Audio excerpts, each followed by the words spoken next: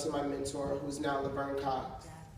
And reaching out with Laverne, she has given me access not only to extraordinary people, but tools that has become a lifelong success for me. Because I've been able to use my voice as a youth not to only empower my peers, but adults. To not only adults, but people who are still living on the street, as I now go home to my own apartment from overcoming these adversities, these insurmountable odds that many teens feel we can't overcome. We feel our lives is only left until the subway station, so hopefully, someday someone will look at us and say we're worthy. That someday we'll be another voice again to stand up, speak out. But unfortunately, most of us were just a good cup of coffee or just a small walk around of a park so someone can use our life for their success. And I refuse to allow someone to use my life, my insurmountable odds, to create their success. Why not create my own?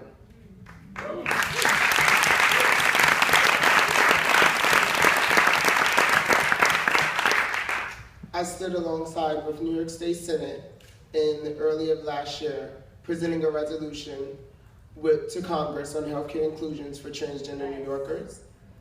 Because I knew not only, in a sense, repealing the regulation that they have for transgender New Yorkers was essential in terms of having a transformative action and being a part of this revolutionary movement. But I knew you cannot tackle an issue without having the people facing these issues in the room. I know that instead of using me again to say, oh, you know, the poor little black girl who's confused about their identity, I'm not confused. I'm hungry for success.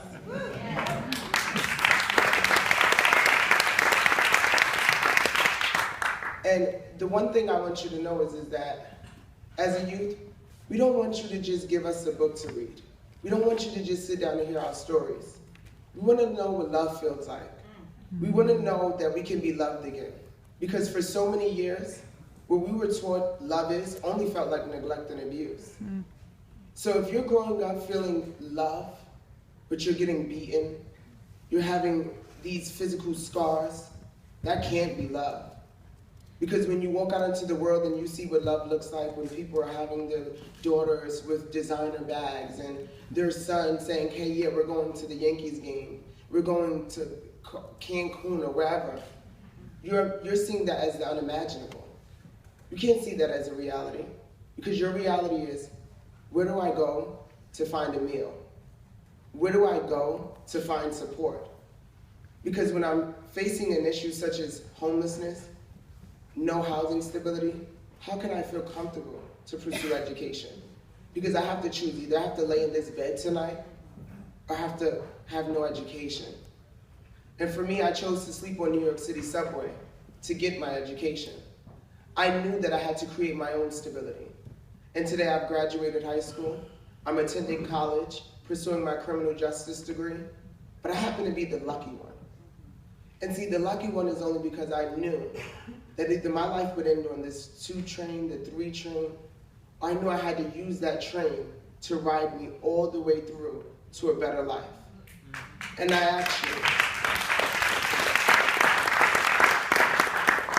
when will you now use not only my voice, the same people you work countless hours for? You wake up maybe 4 or 5 o'clock in the morning, 3 o'clock, don't go to sleep, running off for coffee.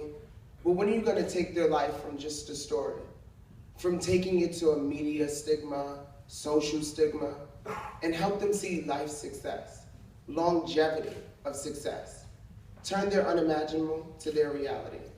Thank you.